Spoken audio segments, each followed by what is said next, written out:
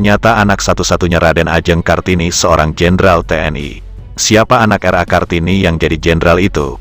Dia bernama Susalit Djoyo-Adiningrat. Ya, Susalit Djoyo-Adiningrat adalah seorang perwira TNI.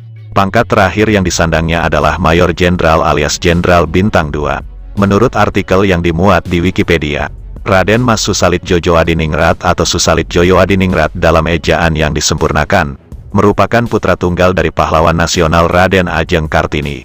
Maijen Susalit Djoyo-Adiningrat adalah buah hati dari perkawinan R.A. Kartini dengan Bupati Rembang Kanjeng Raden Mas Adipati Aryo Singgih Djoyo-Adiningrat. Seperti diketahui, R.A. Kartini meninggal dunia 4 hari sesudah melahirkan Susalit. Menurut artikel yang dimuat Wikipedia, disebutkan nama Susalit merupakan akronim kalimat dalam bahasa Jawa, susah nalika alit, atau susah di waktu kecil. Kenapa diberi nama seperti itu? Dikarenakan Susalit tidak pernah mengenal ibunya. Berikut ini sekilas profil dari Maijen Purnawirawan Susalit Djoyo-Adiningrat. Maijen Susalit lahir pada tanggal 13 September tahun 1904 di Rembang, Jawa Tengah. Dijelaskan dalam artikel di Wikipedia, Susalit merupakan saudara seayah dengan Abdul Majid Djoyo-Adiningrat, tokoh Perhimpunan Indonesia dan Partai Sosialis Indonesia yang pernah menjabat Menteri Muda Urusan Sosial pada Kabinet Syahrir III. Disebut pula bahwa Susalit pernah membantu membiayai sekolah kedokteran Sutanti yang kelak menjadi istri DN Aidit atau Dipa Nusantara Aidit. Ketua Partai Komunis Indonesia, PKI.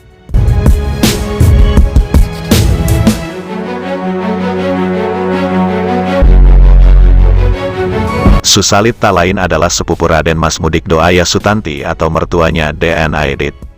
Mudikdo sendiri tewas dalam peristiwa pemberontakan PKI di Madiun pada tahun 1948. Dia tewas karena terlibat dalam pemberontakan PKI di Madiun pada tahun tersebut. Susalit adalah lulusan Opleiding School for Inland Sea Amtenaren. Dia bergabung menjadi tentara dengan masuk peta atau pembela tanah air pada masa pendudukan Jepang. Saat dilakukan RERA atau reorganisasi rasionalisasi pada Angkatan Perang Republik Indonesia pada 1948, pangkat Susalit diturunkan dari Jenderal Mayor menjadi Kolonel.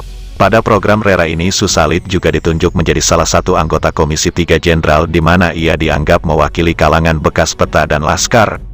Sementara Mayor Jenderal Suwardi mewakili kalangan bekas Kenil dan Abdul Haris Nasution mewakili kalangan perwira-perwira muda.